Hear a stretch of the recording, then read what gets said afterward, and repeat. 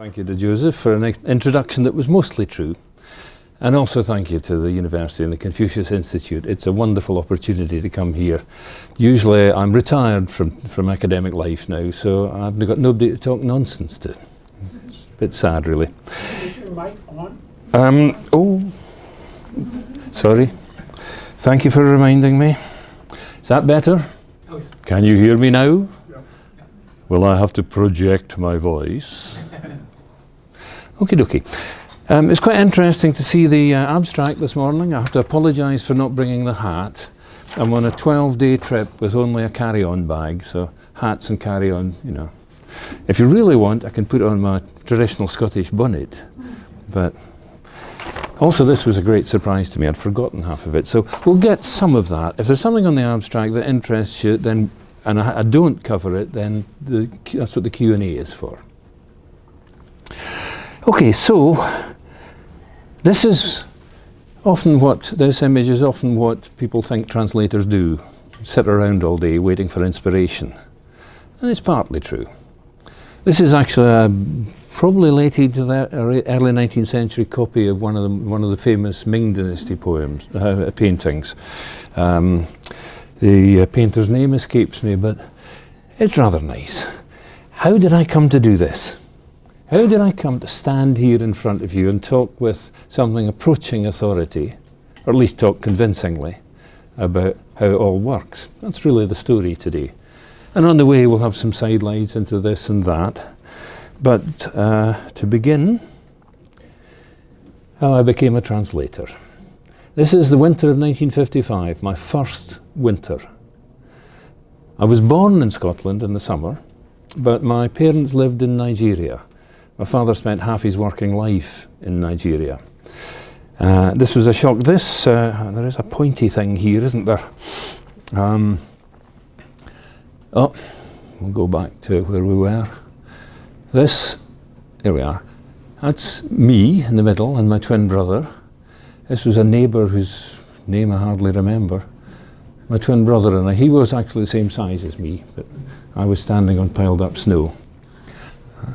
So we were originally growing up in this household. My father, there he is in full empire builder mode.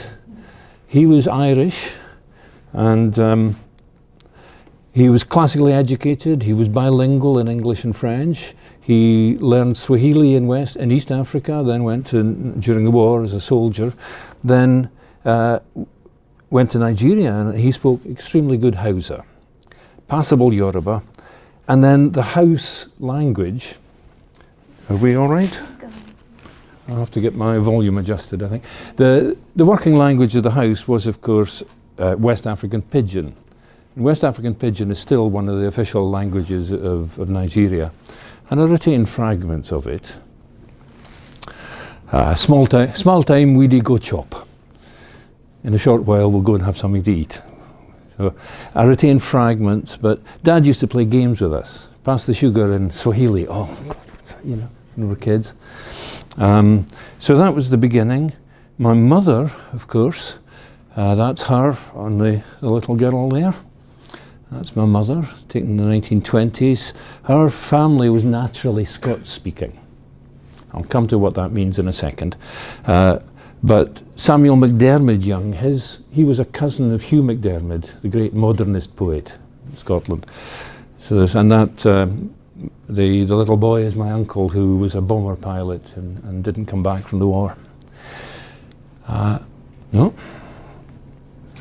I went to high school in 1961, and then we moved back to my hometown where I was born, 1963 to 67. And that's me with my first girlfriend. I was pretty sharp, you know. And I learned French, Latin and Greek, and a little bit of Russian. And I began trying to teach myself Chinese in 1967, which was extremely difficult. The reason I did that, at that time I was reading poetry in every language I had access to, in English, in Scots, in the rest. And one day in the school library I saw a little book called 170 Poems from the Chinese, Arthur Waley. And you know, my father's father, an uncle, and two of my mother's uncles, they were all engineers on the big boats that sailed to the Far East. They were the guys who kept the boats running. And the boats with the Ben, they were with the same company, the Ben Line, who sailed to Hong Kong, Canton, Shanghai, Yokohama. So both grandparents' houses were full of things from China and Japan. And yet, I can still remember that moment. It had never crossed my mind that Chinese people wrote poetry. And I went, oh. And now it seems like a week or two after, but it must have been a little after that, when I was considering university. My headmaster wanted me to do, because I did Latin and Greek, he was a slightly odd man. He wanted me to become a minister in the church, study theology, because I was good at Latin and Greek. Now, I was brought up as a socialist. I was excused religious observance. And you know, when you're 15, 16 years old, 17, you can't stand up to an authority figure and say, don't be silly. So I said, yeah. And then I noticed in the newspaper that Edinburgh University was opening a Chinese department. Now, this Galashiels is about 40 miles south of Edinburgh. So it was the nearest university, so I thought, I will do that. And I did. And this, for those of you who have an age, the fabulous Furry Freak Brother comics, is somewhat...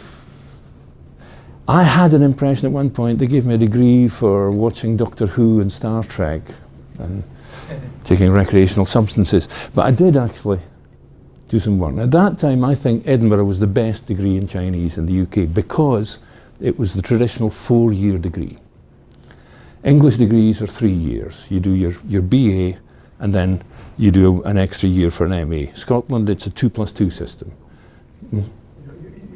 Your mic isn't working most of the time. All right, okay, well, we better get that dealt with. Yeah, it's a volume thing, isn't it? If my voice drops down to that. Okay, should we turn the volume up, or?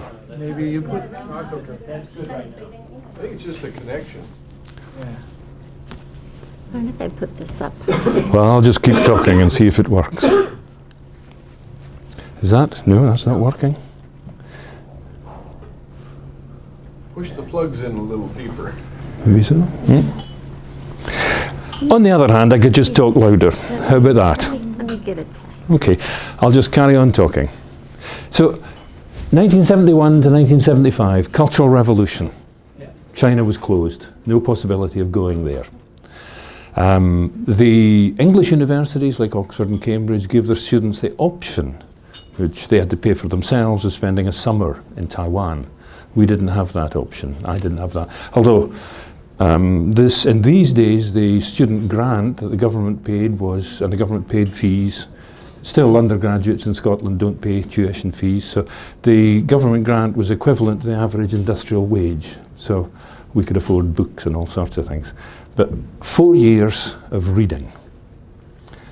We read classical poetry, the great early modern novels, Monkey and Water Margin.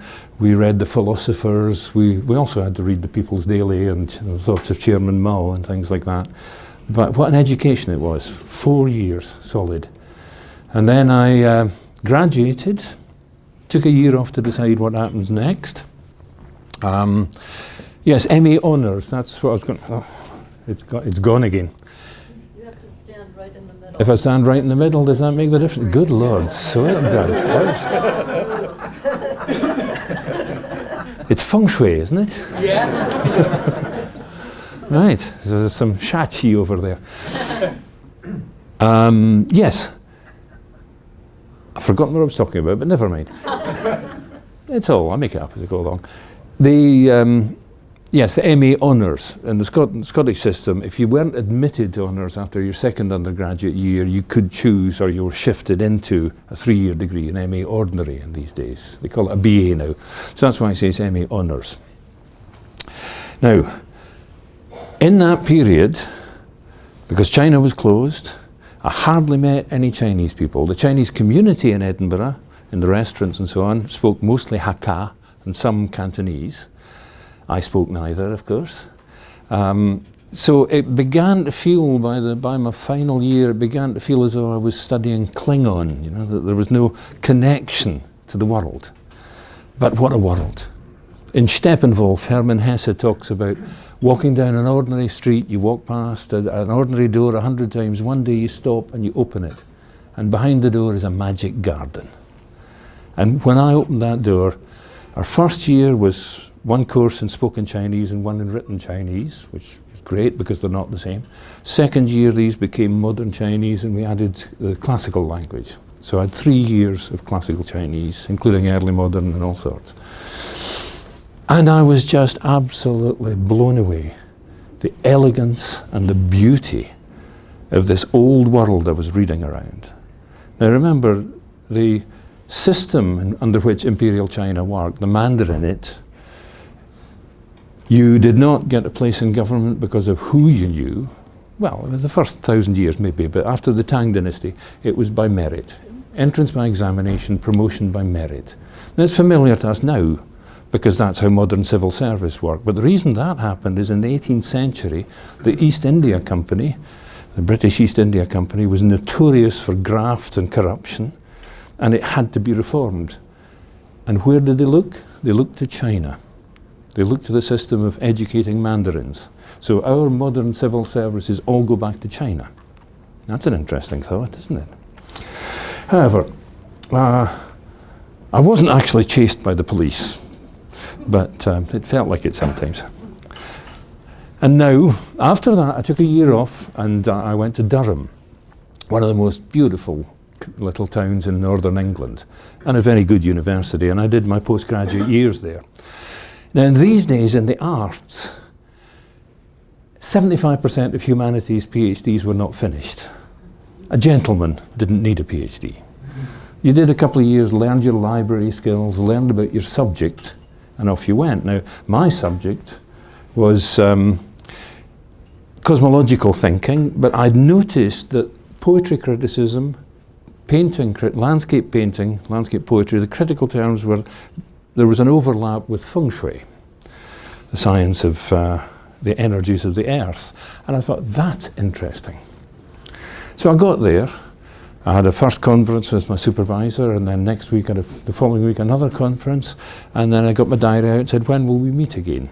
This was early October. When will we meet again? He said, oh, March. He was going off on sabbatical to do something. And I was just kind of left. That was it. So, you know, I did my best, but after a few months, when he came back, it was even worse. He and I could not get on. So I just went, all right, I've done my 2 years. I'm fit for that. So off I went. I was taught languages. This, by the way, just here, number 8 Buccleuch Place, Edinburgh, where the Department of Chinese Studies was based. Georgian, early Georgian, before they built the new town of Edinburgh.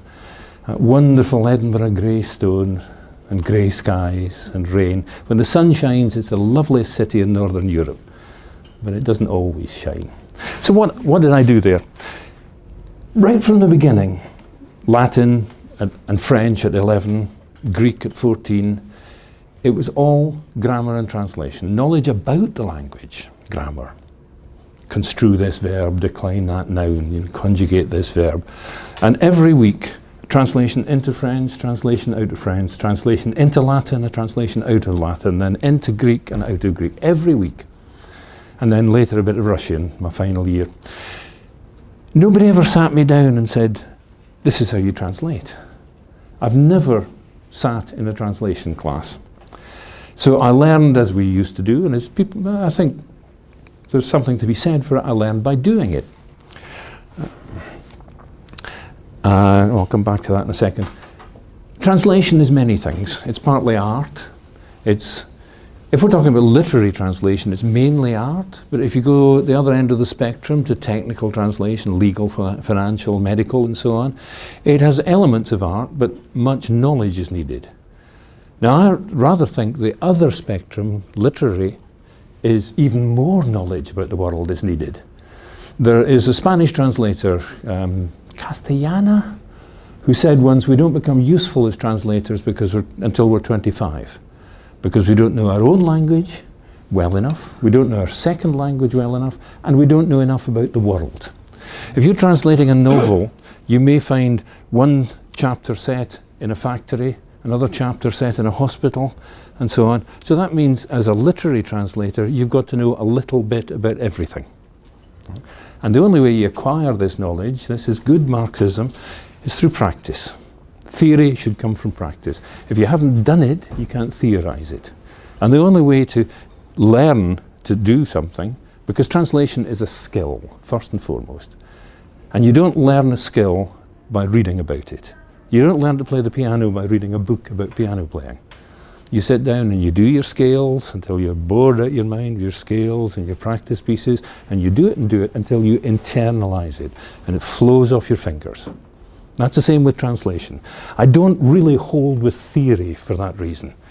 Because there are some wonderful, interesting books, and reading theory is interesting, but I'm doubtful about the idea there can be such a thing as translation theory, because a theory depends on a hypothesis, and a hypothesis must be testable. Now, if I translate a poem and you translate the same poem, these are not the same thing. It's not a testable hypothesis. It's comparing donuts with Birmingham, as they say. So I have my doubts, but don't let me discourage you. There's some wonderful writers writing about translation. But if you're sitting in front of a text and you don't understand it, a book of theory will never help you. That's my position. So there we are. My first publication, this is actually a subsequent one. I couldn't find a decent image of the first publication, and a sort of intellectual magazine called Classist, which is the old medieval Scots name of the snake who swallows its own tail. In the 1970s, there was a referendum on whether we wanted our parliament back. And this was a time of excitement and ferment through the 70s, up to the late 70s. I had never seen politics real in the place where I lived before. Because you grow up in Scotland, most of your television comes from England, or it comes from America. The movies, the same, so that everything happens elsewhere. And the 70s was when we began to collectively sit up and say, wait a minute, let's talk about here. So there was a huge revival of writing about history and culture and philosophy. Yep. Mm-hmm. It's just not working, is it? Sorry. So if my batteries run down. I'm hoping that's our problem. So this journal was part of this, a journal of arts and sciences. And what had happened is that I had fallen in love as an undergraduate with the great novel, The Water Margin, Shwe Hudran. I just fell in love with it. Well, I come from, my mother's side is all from the borders, the border country between England and Scotland. Several of my mother's ancestors were hung for stealing cattle and sheep. They were reivers is the word. You know, if you lose a close person, you're bereft, you've been bereaved. That verb means to steal away or rob. So the border reivers, Walter Scott's Minstrelsy of the Scottish Border, it's one of the finest collections of narrative ballads in Europe, many of them about the exploits of these reivers, these border outlaws. So when I first read Water Margin, I know these people. I know these people. You know, so I fell in love. For about 5 years I tried to make an English version, but I couldn't make it work. And then my first wife, one day I was complaining about this. She said, look, you've been reading everything in Scots. As long as she'd known me, I'd been reading all... Sorry, Chinese food always does that to me. So she said, you know, you've been reading in Scots, why not try that? Well, I'd been taught, in Scotland we're basically left illiterate in Scots. Scots is a West Germanic language, which descends from the... I think we could hear you better if you could get the mic a little closer to your chin. I don't know how you do that. I don't think it's the mic. There's something wrong with the mic. There's something wrong. Well, I'll come forward. Is that better if I stand here? Yeah. I'll be at the back of the room next. Scots is a West Germanic language. It derives from the northern dialects of Anglo-Saxon, whereas the Midland dialects were Oxford, Cambridge, London. That became standard English. It came into what's now Scotland, where at that point in the 8th century most of us spoke a form of Welsh, and Gaelic was the prestige language in the Kingdom of Scots then, the Kingdom of Alaba it was called. And then the state of Northumbria moved into the 8th century into what's now southeast Scotland, and that was when we started using this language. And it developed in a different way to English. For nearly 1,000 years it was a language of the court, the kings, the law courts and everything. And that is really part of this ferment. My wife said, why don't you write in Scots? And well, I've never been taught to. So I sat down one day with Shwehu, and I only had 3 dictionaries, and my little dictionaries, and the first half of the chapter fell onto the page. I didn't know I could do this. And the language, the Water Margin is the first masterpiece written in vernacular Chinese. And the language is fresh as paint, it's new made, and it's vigorous and creative and stuff. And I suddenly found I could match that. What a moment that was. So I finished the first chapter, and on a typewriter with carbons, children, you don't remember these things, and I posted it. Remember letters?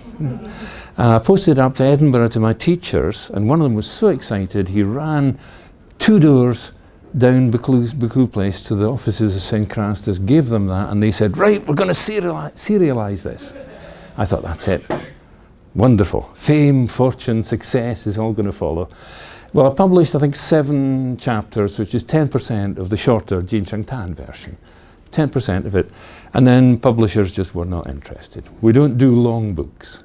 And I'd say, but excuse me, look at science fiction. People buy these big doorstops, and the trilogies. And I said, look, at that time the fantasy was coming up, the sword and sorcery novels. I said, well, this has got swords, it's got sorcery. But no. So that was the beginning. But as part of that, I tried all sorts of stuff. And then in 88-9, I had my first visit to China. Now, at that, when I graduated, because I had so little contact, one of our teachers out of 4, lovely man, Do Daoming, blessed memory, he was from Shanghai. That was our only Chinese teacher. We got occasionally, about once a year, the embassy in London would send somebody to talk to us. But usually there were gentlemen with kind of low hairlines and knuckles. They weren't inspiring, let me say. So I graduated not really able to speak fluently. When I went to Hangzhou and had to learn on the street, I actually got this, Southern Mandarin thing, 都是这样的，他们都在前面说的，对吧？你晓得吗？对吧？ Whereas I'm supposed to speak BBC Chinese, which is like Beijing人都是这样说的，在后面。But I came back with a slightly girly accent, you may say. But I was speaking. And I fell in there with, this was then called, this was the Lao Zhangjia the old foreign experts building. And most of the students around, the foreign students, were German. In the days when Germans could take 8 years to do the first degree, so there were guys there who spoke beautiful Chinese. And I thought, I've been studying this language for nearly 20 years, and how come these kids are better? And then a moment came, 3rd or 4th weekend, we're sitting with dinner with a guy who didn't, a Taiji teacher, and he started talking about the Cultural Revolution, and none of these young kids had any knowledge about that. And I was translating, and I suddenly realised that over the years I had an enormous passive knowledge of the language. All it needed was for me to be parachuted into that language community to transfer the language knowledge from passive to active.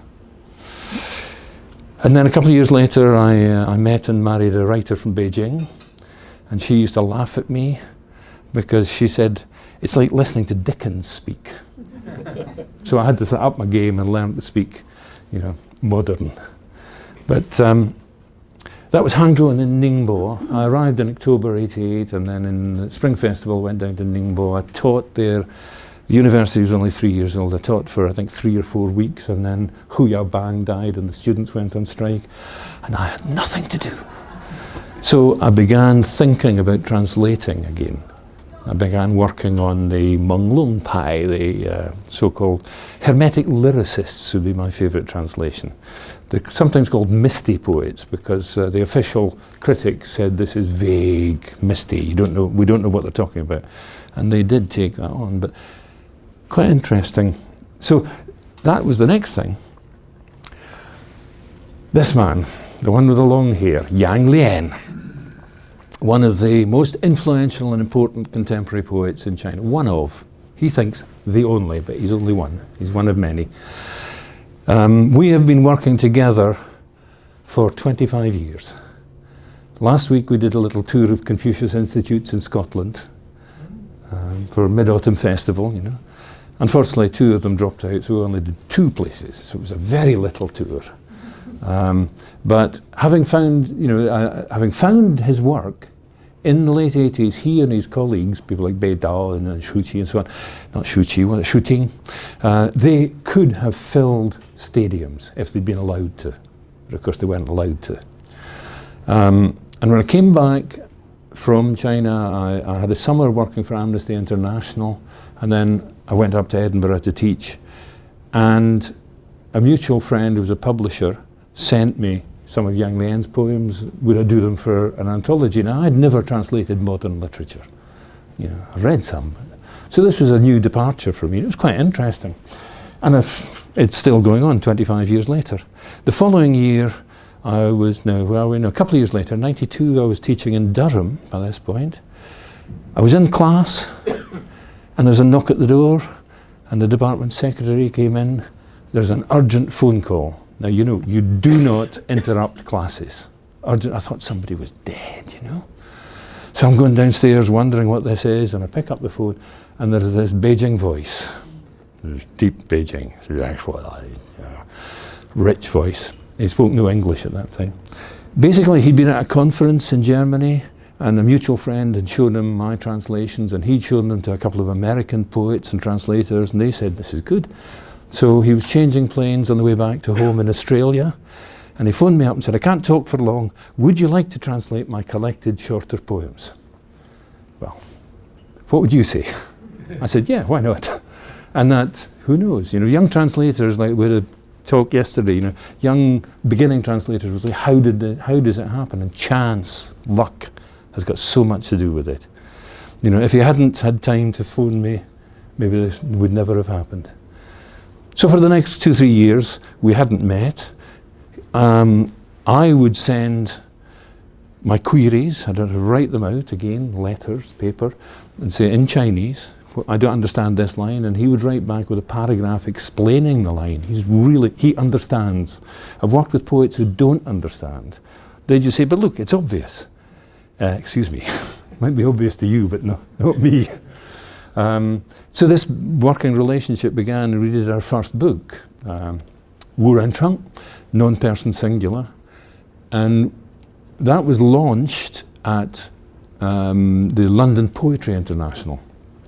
And they brought him over, and that's where we first met, which was an odd experience.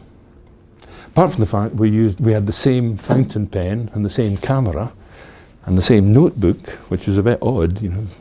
But we had 20 minutes to rehearse, and I'd never heard his voice apart from that one phone call. And we found that when we read together, we had exactly the same rhythm, to the point that we did a short poem, not him reading the whole and me reading the whole, but line by line. He called it stereophonic reading. But you can only do that if you're confident that the same pulse is going through. So it's been a very interesting, often frustrating, enraging, but delightful experience working with him. His poetry is not easily described. It's complex, it's powerful, it's often deeply obscure, but his last book, Narrative Poem, our latest book, he talks to them about our books, you know, because whose voice are you hearing? You know, it's something that's bothered me all the time. Whose voice? Am I channeling his voice like a spirit medium? Or is it more like ventriloquism? But if it's ventriloquism, whose hand is up the back of whose jacket? I don't know about that at all. But it's a whole big issue. As consumers, you buy this book and you expect, and you don't have Chinese, you expect to hear Yang Lian's voice. My job is to convince you that you are hearing it, but it's a very philosophically dubious thing. Who is speaking here? And it's a question I like to ask. I don't like to give answers because each one of you will have your own answer. But it is an issue. You know this thing that the solar radiance of the poet shines down on us with called a full burst of creativity. And the poor translator is just a pale lunar reflection, you know, like a bad cover version. But I say, wait a minute here. Without me, you wouldn't know Yang Lian, or you know, the West, the world wouldn't know Yang Lian. They only know him through me. So shouldn't my name be up there? As well, our publisher always puts my name on the cover, which sadly is not universal, because most people aren't reading Yang Lian, they're reading me. I expect to be paid equally. Just one of these gigs we last time, they were going to give him £150 and me £100. I said, excuse me, what sort of gig would it be without me? So they did relent. So, you know, there's issues, of course, not just of voice. There's issues of teamwork, and if you work in a team, there's always issues of dominance and, you know, whose voice is loudest and who listens and who doesn't. So it's a bit like a marriage, this relationship. Or maybe I prefer to liken it to sort of, you know, these vaudeville double acts. We've been going on to, I mean, I could almost, he doesn't like to hear this, but I could write a Yang Lian poem. You know, I know his stuff. Doesn't mean I know everything, but I could imitate him. But he doesn't like to hear that. But that's all part of a good relationship. You know, if you can't take the mickey out of your friends.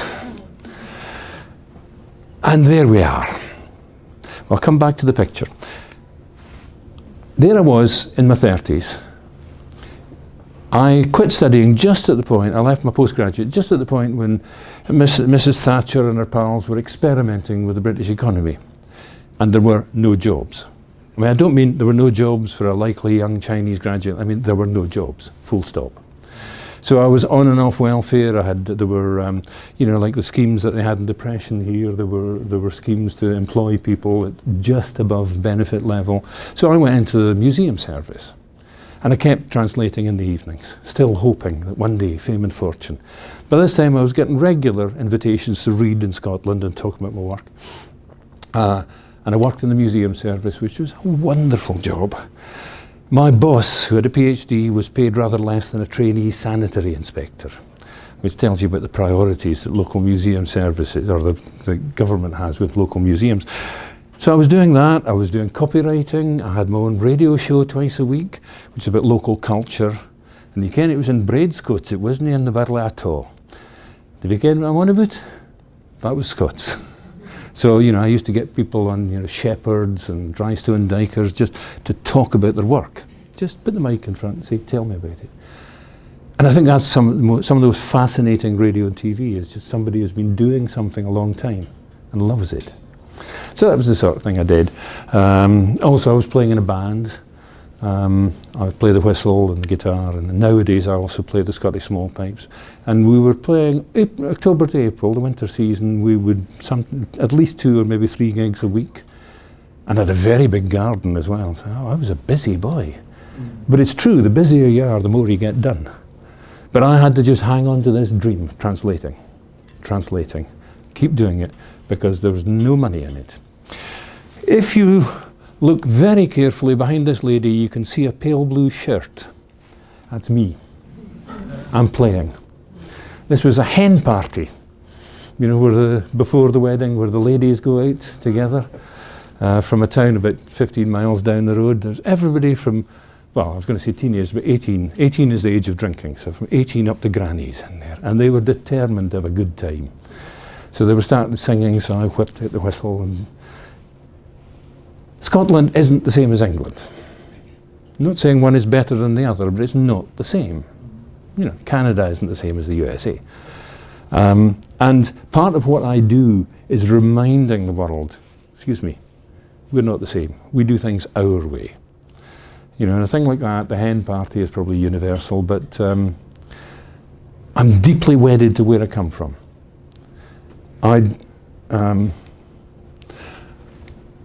I've worked with some of the greats. We have here David Hawkes, translator of Truth, translator of Hong Lo Meng, you know, the master, professor of Chinese at Oxford. And beside him, on the other side, is John Minford, his son-in-law.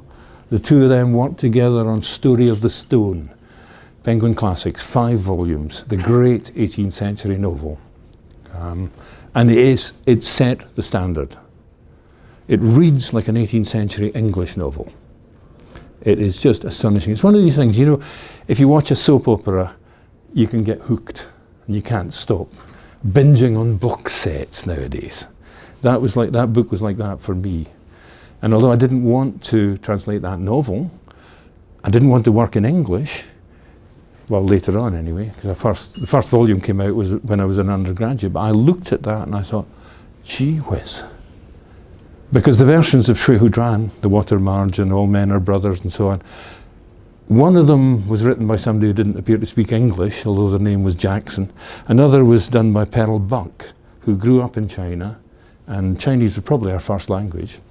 But she didn't read and write much, so she had a secretary read it out and then she translated it, and that's so dated, it's racist, it's, you know, it just gives you the willies. So I looked at these and I thought, well, I must be able to do better. And that was the kicker.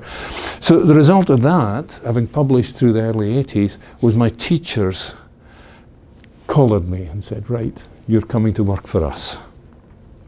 So we developed a research project. It was unfortunately a very difficult time in the Chinese department in Edinburgh. It was under attack because money was short, and bigger language departments were describing Chinese as peripheral, marginal. Now, the bold Brian stood up in a faculty meeting, a junior member of staff on a short contract, and I asked the chair to tell me Chinese, you know, more books in Chinese than any language, the longest continuous literary culture on the planet, so on. And could he tell me peripheral to what? And as this was 1988, and as a subsidiary question to that, could he explain to me the difference between Eurocentrism and racism? I was told to sit down. And oddly enough, they didn't renew my contract. I never quite worked that one out, you know. Anyway, I got my year in China after that. And this, of course, is me in national dress between these two monuments. I'm not the only trouserless translator, but I do take that as I am the trouserless translator. I'm wearing trousers today. You may have noticed, just to reassure you. So then I lectured after I came back from, after Tiananmen, the Tiananmen incident, I was shipped. I was the British consulate in Shanghai, tapped on my door, said, "You got to go home." I said, "I don't want to." The Chinese secret police, Guoju Anshanju, knocked on my door. And the little man in a greasy suit said, "Good evening, I'm the secret police." You know, it was such chaos, nobody knew what was happening. And they were both saying, "We can't guarantee your safety, please go home." So I did. Spent my summer translating for Amnesty International, went up to Edinburgh for a couple of years, and then I settled in Durham and Newcastle in the north of England. Delightful places. You talk about Scots. Have any of you ever been to Newcastle? You have. Did you understand the taxi drivers? I was taken around. Ah. Y'all read pet. Are y'all read pet? Are you going down the road now? Newcastle dialect. Oh yeah, yeah. Northern States. Yeah, Northern States, great place. It's a lovely city, but the dialect is famously incomprehensible. It's actually deviant Scots rather than English. If my granny was going home, she'd say, "I'm gone hjem." In Newcastle, they say, I'm gone hjem, just the same. Or they also, just north of Newcastle, they have the famous bar. "I'm gone down the road to Berwick." All right? Wonderful, wonderful place. So, for a translator to swim in a sea of such multiple forms of language, it's an utter delight. You cannot be a translator unless you love language. If you don't love language, you probably do linguistics or something, I don't know. Excuse me, that was a cheap shot, wasn't it? That was a cheap shot. So, coming on from there, yes, this was taken in my grandfather's garden in 1966, I think. This is what people think I do, you know. But I did retire from academic life. what a relief it was. No more meetings, no more form filling, no more ticking boxes. Sadly, no more students. I miss the interaction with the bright young minds, which is why I'm here talking to people like you, of course. But now I'm a translator. Finally, after all these years, I can do that because I have a pension. If you want to make a living from literary translation, there's not many young people here today, but I used to say to my students that the gentlemen will find it more difficult. For ladies, if you want to be a literary translator, the one essential accessory is a rich husband. Because the model, I think it's because until very recently, most literary translation was done by academics in the long vacation or by professors' wives, essentially people who didn't need the money. And the publisher's model is reliant on impoverishing the translator. Editors don't pay themselves what they pay translators. You know, until very recently it was the norm in the UK not to pay royalties to a translator. The author got the royalties and the translator got a flat fee. I mean, actually with a couple of Lian's books I made more money than he did because the books didn't sell very well, so his royalties were. But it's a difficult thing. Economically, you don't go into this to get rich. Well, if you do, you're very soon disillusioned. You do it for love. You do it because, like Martin Luther, ich kann nicht anderes. I can't do anything else. You know? I don't know if I'd be fit for anything else nowadays, to be honest, but that's what I do. And it's the deepest joy.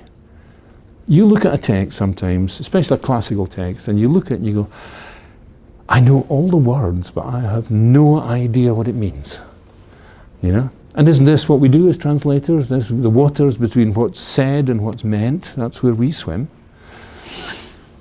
And then slowly, with work and dictionaries and thinking and doing draft after draft, a poem begins to crystallize and emerge. And sometimes, before your very eyes, that poem takes wing and flies away and becomes a poem. If you're translating poetry and your final text doesn't move people, you have to assume, as David Hawkes said, that these authors wrote these poems with their heart's blood. They dug deep into themselves to find a truth. And our job as translators of poetry is not just to say the words. It's much more than that. We have to dig deep into the poem first, and then dig deep into ourselves to find the truth and to speak truth through our texts. We also have to make it into a poem.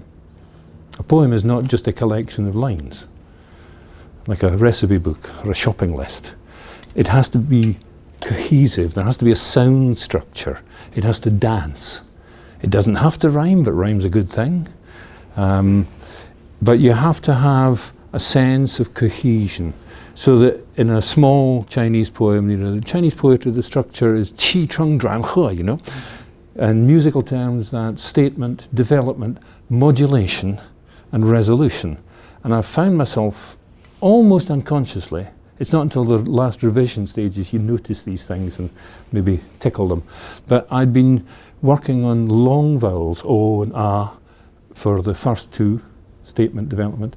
Modulation, I was using higher vowels, I was using e and u, and then back to the broad vowels for the first one. So there's a structure, a cohesive structure that moves the poem forward, that makes it sing. More and more, this is what my final stage is about. Hugh MacDiarmid, my grandfather's cousin, he said, I'll translate this, he said, it's sound and no sense that fathoms the hearts of men. It's sound and not sense that goes to the deep places in the heart. Think of the drum beat of music, right back to the womb, mother's heart, the drum beat. And what is poetry if it has no rhythm? Even, you know, postmodern, clever poetry that deliberately has no rhythm, that's a reaction to this. So putting the music in it, putting the song in it, and I'm forgetting what I'm talking about. Shameless self-promotion, available from all good bookshops.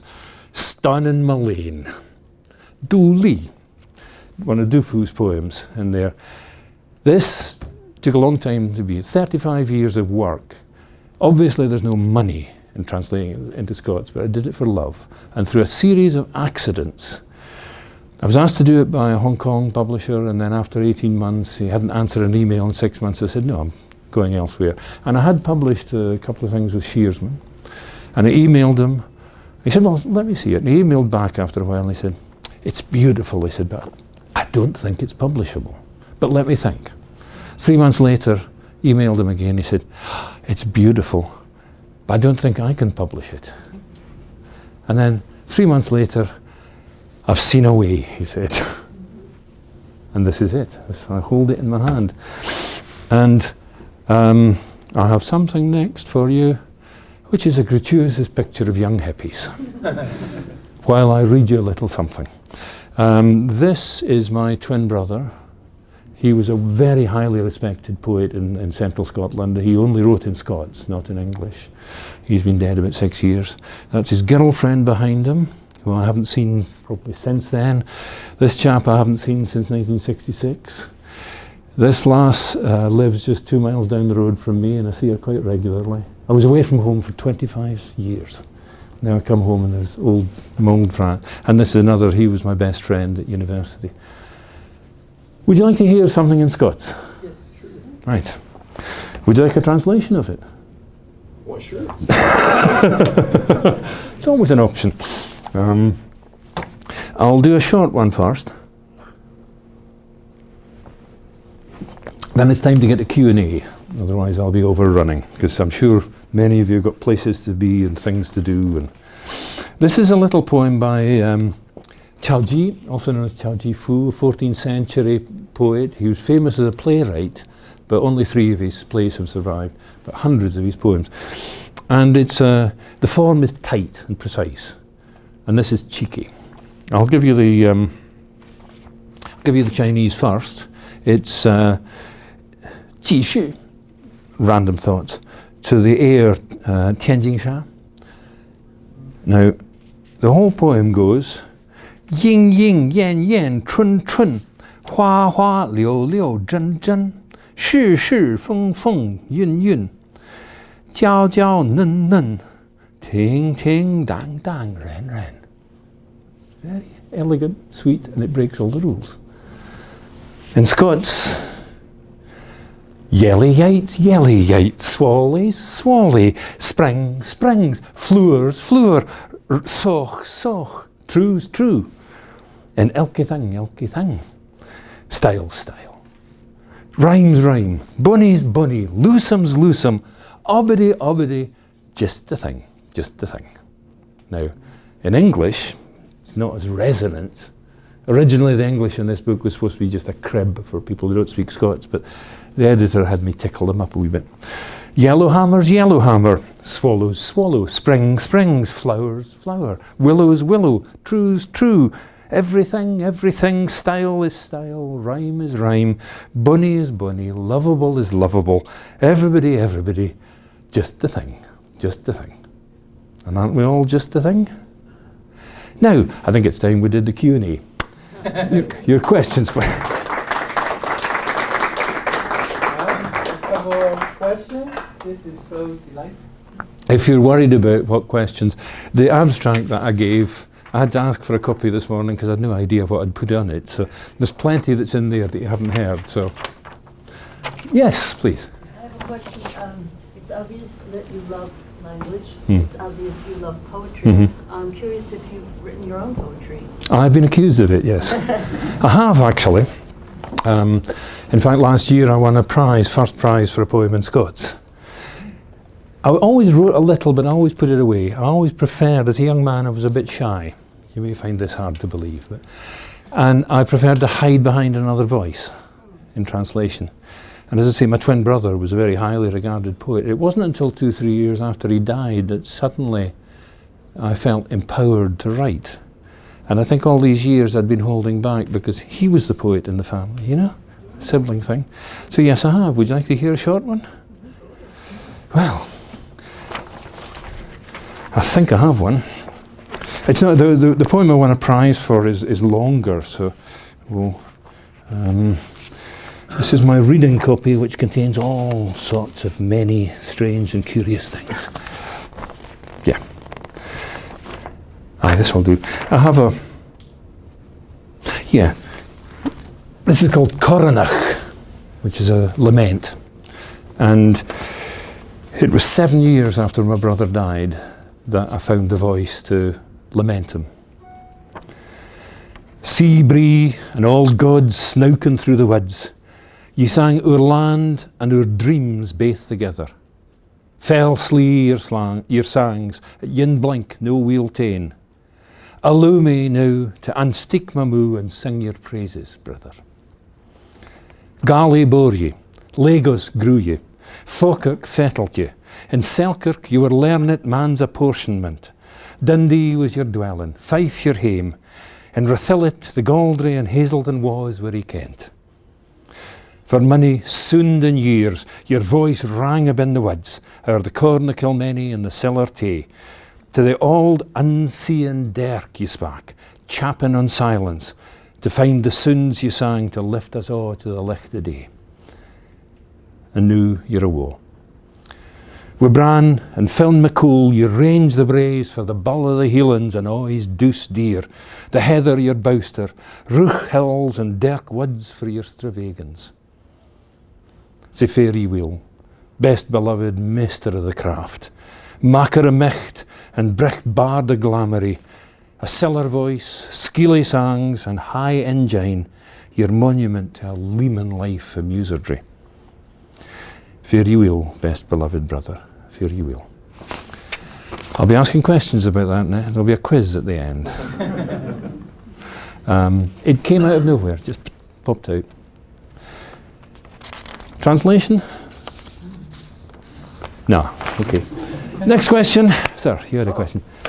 In your early studies, when you began to investigate translating Chinese poetry, did you look at the works of Arthur Waley or Yes. Red Pine, those people? Waley, Pound. Pound made mistakes that second-year undergraduates wouldn't make, but Yang Lian calls these magnificent mistakes, because second-year undergraduates generally aren't great poets. Although he may have misunderstood, but if you look at things like, the River Merchant's Daughter, I mean, it's not a precise translation of the original, but what a poem it is. The way it's balanced, the way it moves forward, the sound structure, the music of it, this is a great poem. But it's a bit like Pound said, that you have to spend 10 years acquiring as a writer, or you acquiring what your teachers can give you, then you spend 10 years unlearning that as you find your own voice. So yes, these Hawks in particular for the prose, yeah. Well, my teacher, we would sometimes sit down with one of his poems. She's Chinese, I'm English, of course, and we would do the translation together and we compare it with what Pine or Arthur Waley had done with it, and we never got close. Sometimes there would be some words that were... I know, but I mean, this is, as an exercise, is fascinating. You remember the Zukowskis in the 60s, they translated the Latin poet Catullus, but they didn't use the dictionary definitions or the meanings of the Latin. They chose the English words that sounded like the Latin.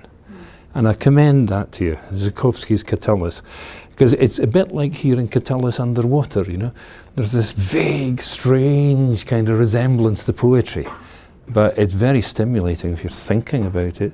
I may say also Jerome Rothenberg was a very powerful influence on me as well, his Technicians of the Sacred and things like that. Rothenberg is well worth looking at, because it's finding a voice. It takes a long time to find a voice. Sometimes, I translate quite a lot of Du Fu, and I love Chao Ji or Chao Ji Fu, he's got both names. But I've never quite managed to get Li Bai quite right, or Bai Ju Yi. Some of them, occasionally, I can get. Waley couldn't get Du Fu. He understood Bai Ju Yi, but he couldn't get Du Fu. Sometimes your conversations with some individuals are better than your conversations with others. And it's the same. Part of your job as an apprentice is to find which voices you can sing, which voices you can make sing. And that's, reading. As they say in Chinese, Di Shui Chuan Shu. A drop of water will penetrate stone.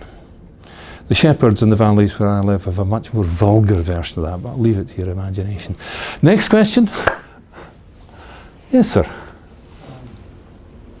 I didn't know that Lian had more than a dozen books. And there are other translators of his. I think Robert Packer in New York. Has done some stuff recently. Others too. Yeah.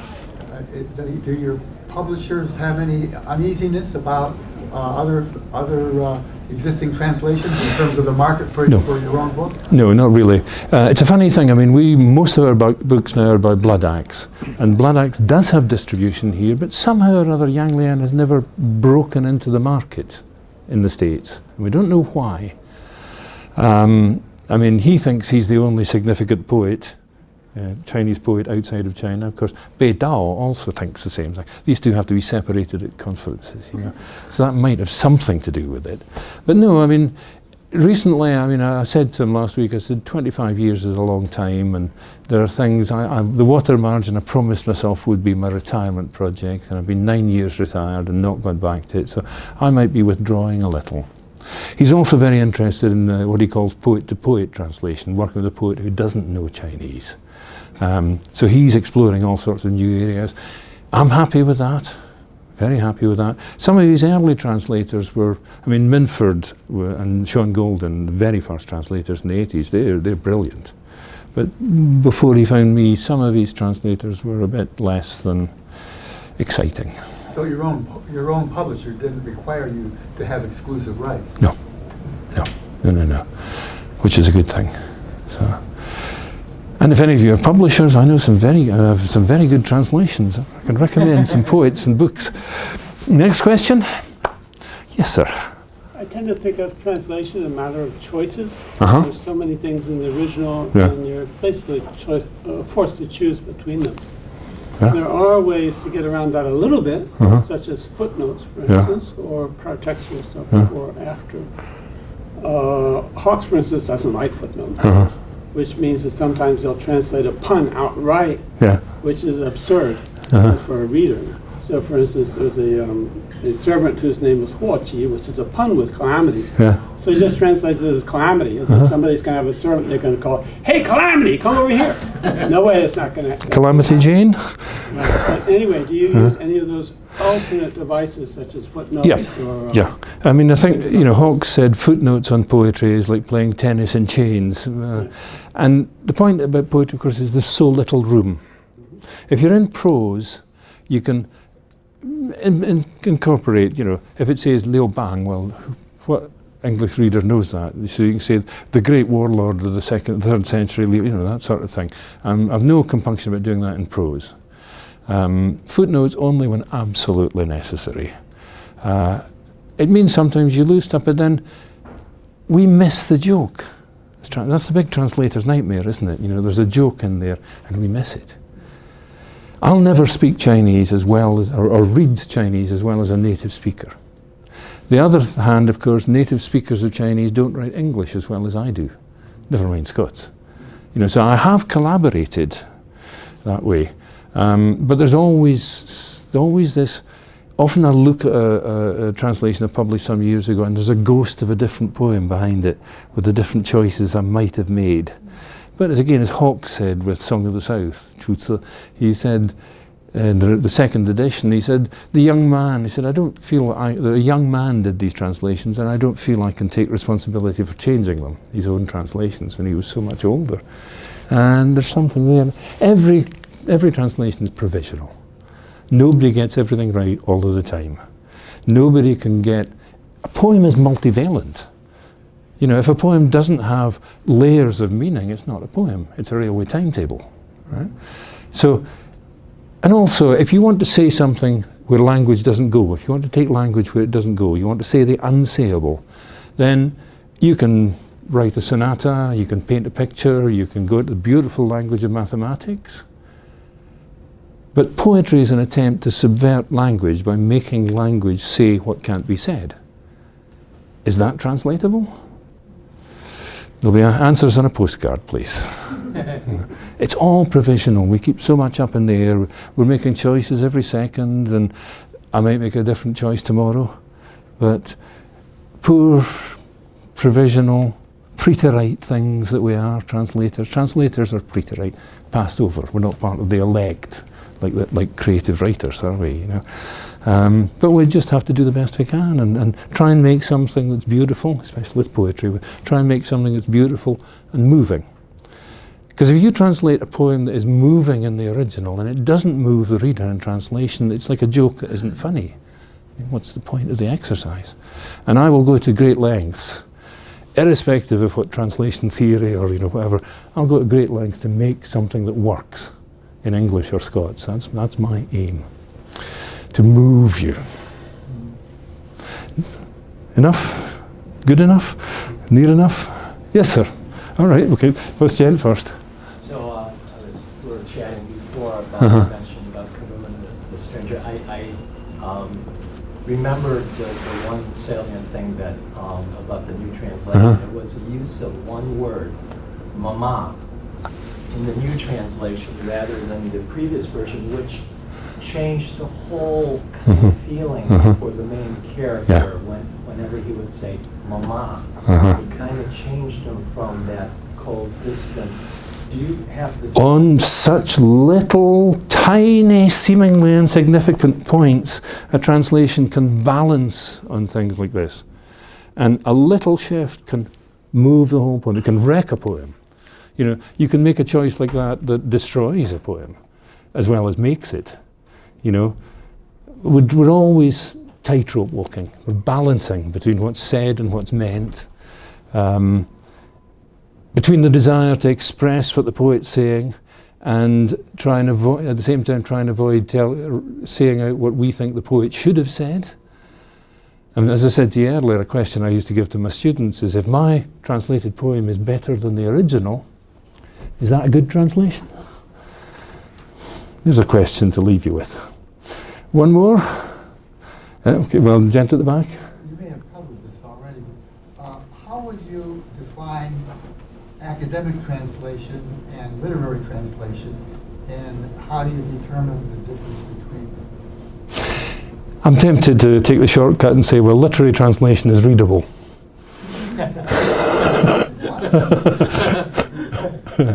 Because often academic translation aims to tell you what's in the text, but literary translation aims to make a new text that sings out loud. There's a lovely story, I was telling you this yesterday, about the great Gaelic poet Sorley MacLean was being interviewed on television for the end of his long life. And the poet from Orkney, and novelist George Mackay Brown, had recently died.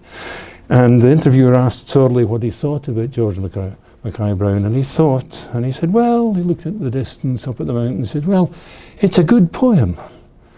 And the interviewer said, which one? Oh, the one he writes. Which is a wonderfully elegant sideswipe.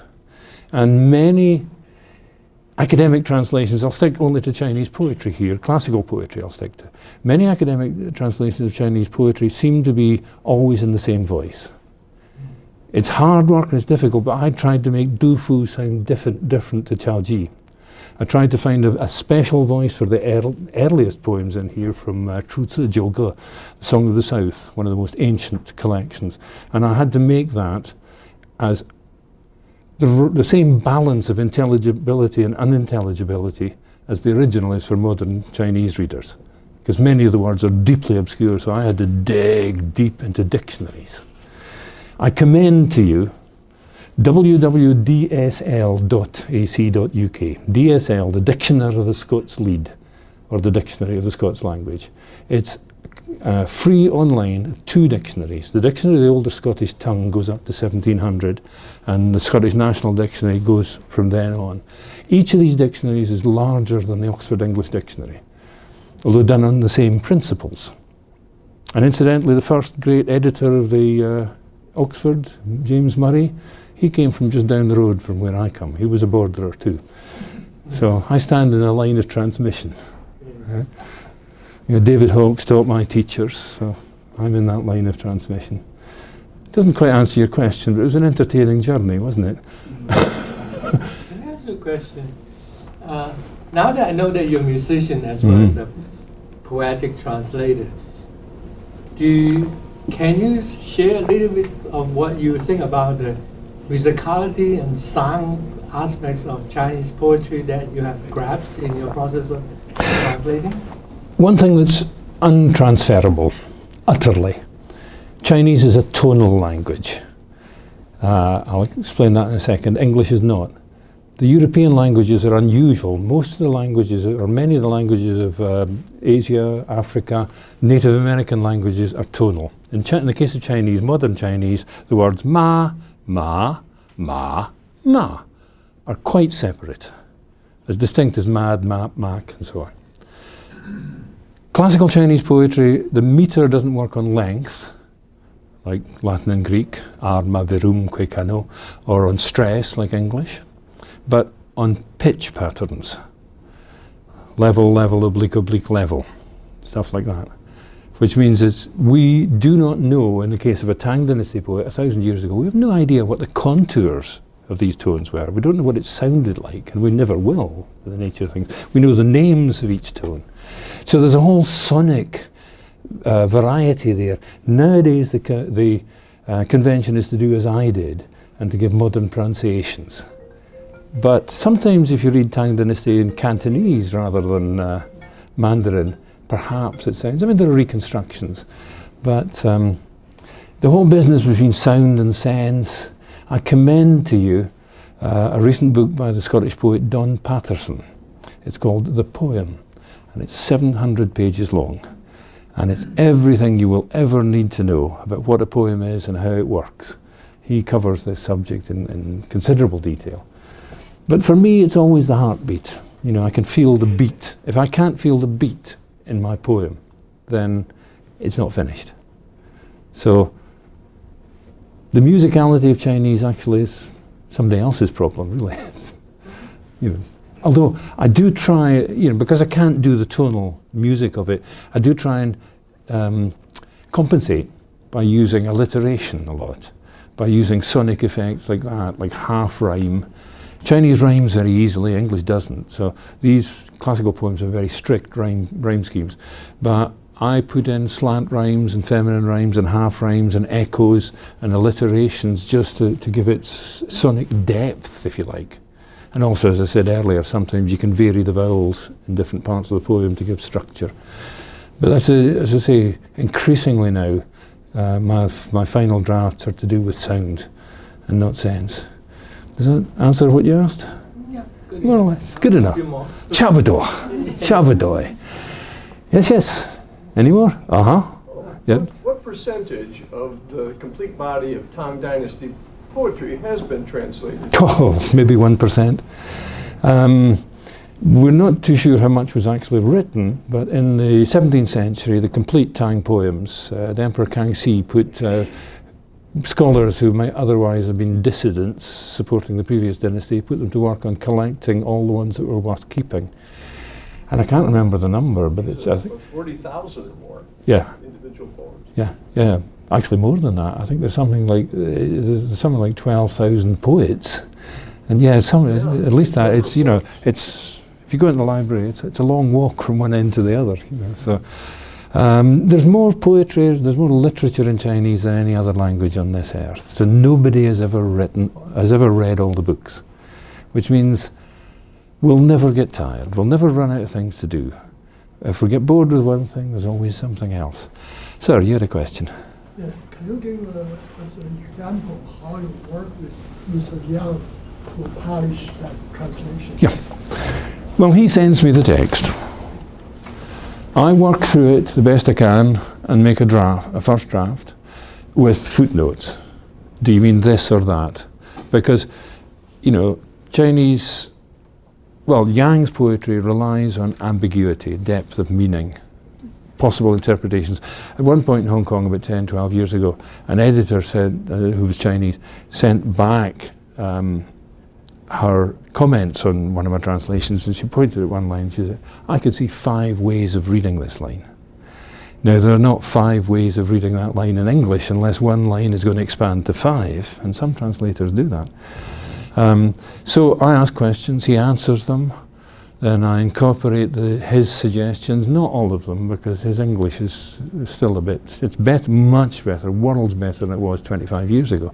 But sometimes he fails to understand an idiom or something. So, and then it goes back to him, and generally that's a bit how it goes. So we do collaborate, we do work together, and we have a lot of laughs on the way. This is the thing. if you read translation theory, translation studies, one of my serious objections to it is hardly ever do you hear mention the fact that there is a deep joy in translation. Translation is fun, but there's this deep joy of us realizing that somewhere below the conscious level, somehow or other, your source and your target poem have clicked together and become something living. 2 + 2 is always 5 in poetry translation. You know, and that deep joy is what keeps us doing it. It is the best job in the world. If only I could get paid more for doing it, but you know, I'm sure we all say that, don't we? Yeah. Well now. Well, maybe we have to close up formally, but then you can ask Mr. Holton more questions if you have time and if he entertains it. But I must say, this is the most poetic talk. It's not an academic talk. Thank you. Thank you. Thank you.